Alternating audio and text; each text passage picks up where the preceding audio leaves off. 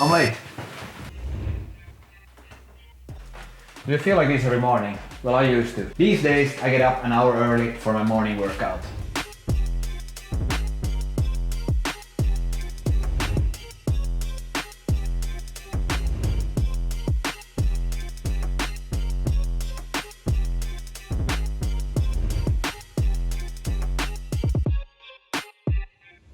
Now, do you feel like there's endless options, but you're still running out of time? Now, that can be detrimental for your well-being, but instead, when you start following two rules, that is appreciating your recovery and having a less is more approach to fitness, then we can start discussing real results. Now, you saw a short glimpse into my morning workout routine, but make sure you stick around till the end, as we will discuss how exactly I apply the two aforementioned steps into my life. First step is true appreciation of recovery.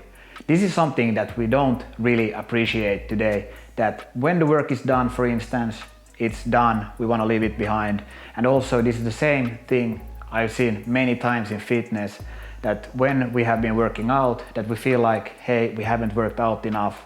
But instead what you should be doing is pre-programming your workout routines for the week so that when it's time to recover, it's time to recover. And I think this is pretty nice because most of the time we are spending at work. So then when the workout is done, that's time to relax. And then we have more time to appreciate our friends and family.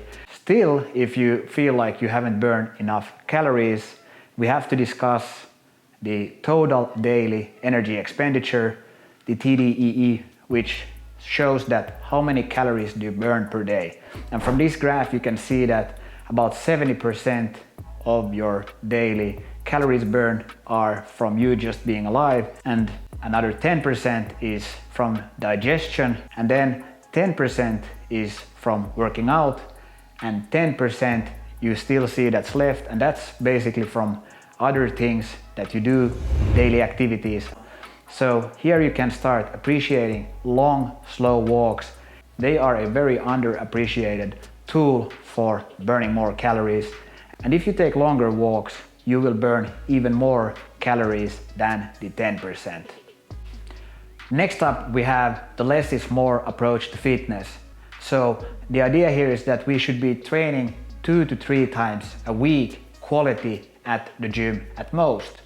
So this will give us the more time to recover, more time with our family, and more time to do those longer walks, just enjoying life. Now, if you do junk volume, junk training, that's when you're doing 5 to 6 times a week working out. And you might be thinking that, hey, you don't even have the time for that. Well, the good thing is you don't need that. 2 to 3 times a week has been also shown in studies that that's the amount of time you should be spending working out the same muscle groups, because then you will get the most bang for the buck in your training. This allows you to have the time to break down the muscle when you're building progressive overload, but you're also having time to recover from the session. The point here is that the additional benefit from working out will start to decline when you go upwards in the training sessions.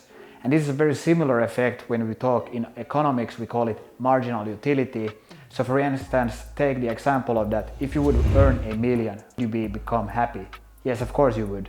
But if you earn 10 million, would you be happy? Yes, probably. If you earn 100 million, the additional benefit of earning another 100 million, how much happier would you be here?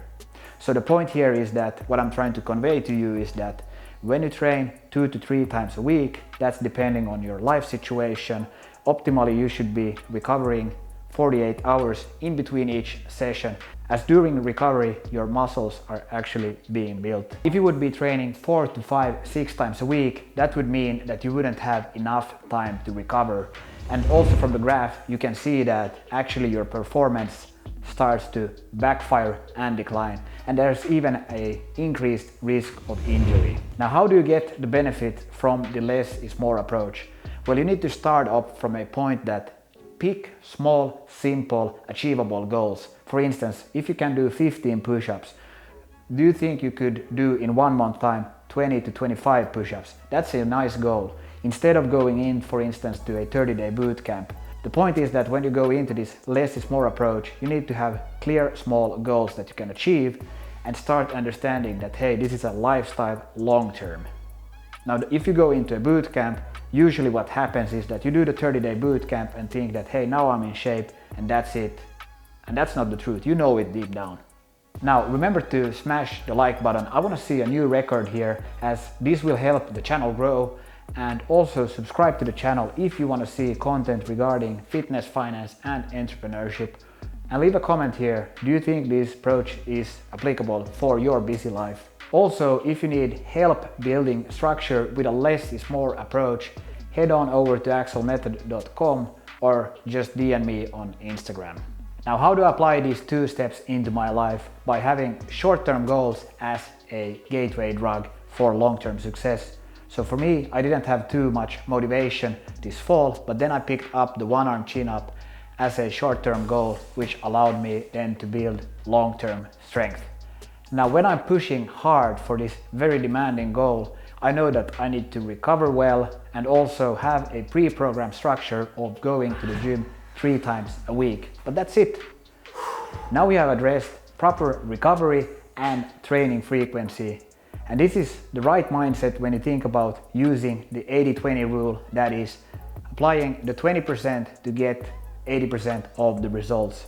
But finally, we also have proper nutrition, and that's something I've been really paying attention to, and I'll link here another video where I run through how you should be eating as well. So that's the less is more approach when you don't have too much time for working out, but you still want to have optimal results. Thank you for watching. Now smash the like button. Let us know in the comment section, do you think this is an applicable approach for you?